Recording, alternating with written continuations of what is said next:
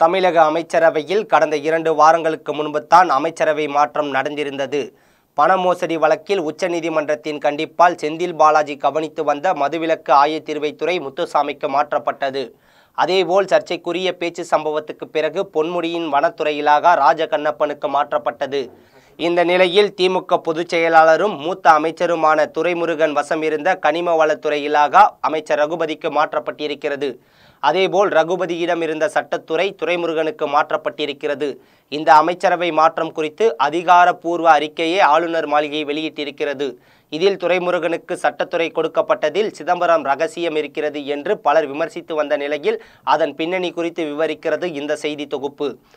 திமுக அமைச்சரவையில் தற்போது மூத்த அமைச்சராக இருக்கும் துரைமுருகன் 1996ஆம் ஆண்டு முதல் 2001ஆம் ஆண்டு வரை திமுக ஆட்சியில் பொதுப்பணித்துறை அமைச்சராக பதவி வகித்த போது வருமானத்துக்கு அதிகமாக ரூபாய் 3.92 கோடி அதிகமாக சொத்து சேர்த்ததாக லஞ்ச ஒழிப்புத்துறை தரப்பில் 2002ஆம் ஆண்டு அதிமுக ஆட்சியில் வழக்கு தொடரப்பட்டது. அதைத் தொடர்ந்து திமுக ஆட்சி மீண்டும் வந்ததும் 2007ஆம் ஆண்டு துரைமுருகன் மற்றும் அவரது குடும்பத்தினரை இந்த வழக்கிலிருந்து வேலூர் நீதிமன்றம் விடுவித்து உத்தரவிட்டது.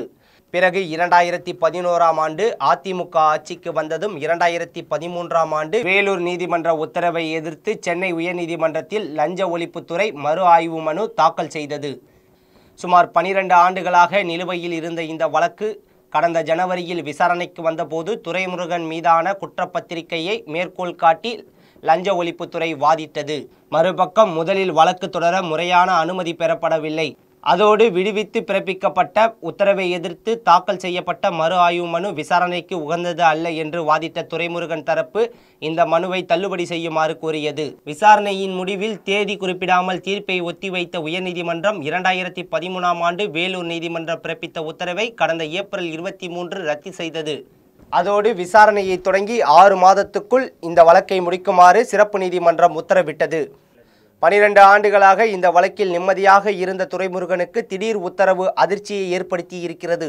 அதோடு 2007ஆம் ஆண்டு முதல் 9 காலகட்டத்தில் ரூபாய் 1.40 கோடி அதிகமாக சொத்து சேர்த்ததாக பதியப்பட்ட வழக்கில் துரைமுருகனையும் அவரது மனைவியையும் விடுவித்த உத்தரவையும் சென்னை உயர்நீதிமன்றம் கடந்த ஏப்ரல் 24ஆம் தேதி ரத்து செய்திருக்கிறது. நீதிமன்றத்தின் இந்த அடுத்தடுத்த உத்தரவுகள் துரைமுருகனுக்கு மட்டுமல்லாமல் அரசியல் ரீதியாக திமுகவுக்கும் பின்னடைவை ஏற்படுத்தும் என்று கூறப்படுகிறது.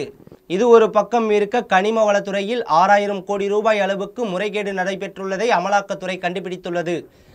இந்த வழக்கும் உயர்நீதிமன்றத்தில் இருக்கிறது. இந்த 2 வழக்கிலிருந்தும் துரைமுருகன் விடுதலையாக ரகுபதியிடம் இருந்த சட்டத்துறை துரைமுருகனுக்கு ஒதுக்கியிருக்கிறார் முதல்வர் ஸ்டாலின். அதோடு துரைமுருகனிடம் இருந்த கனிம வளத்துறை ரகுபதிக்கு மாற்றியுள்ளார் ஸ்டாலின். என்ன செய்தாலும் ஸ்டாலின் ஆட்சி இன்னும் 10 மாதங்கள் இருக்கிறது. அதற்குள் மத்திய அரசு துரைமுருகனை உண்டு இல்லை என்று ஆக்கிவிடும் என்பதில் மாற்று கருத்தில்லை.